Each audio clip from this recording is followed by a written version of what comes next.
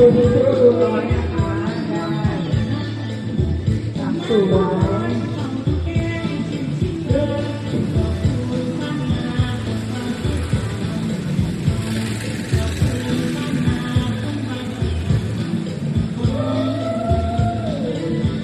เสียงเบาๆหน่อยเก็บกดเนาะ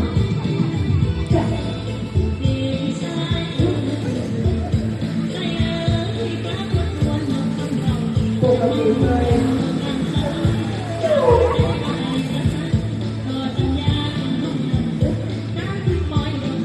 ตอนเย็นที่จะนำมา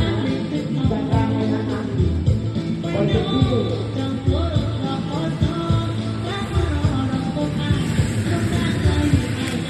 โยกขาเวลาแม่รอออกอยู่รอลูกค้าค่ะยกขึ้นสีแล้วปล่อยเอาค่ะไปแล้วหันกลับนะคะหันกลับมาได้เลยค่ะแล้วค่ะอ่านไหมนะคะเวลาขึ้นให้ตรงแล้วเวลาลงก็ลง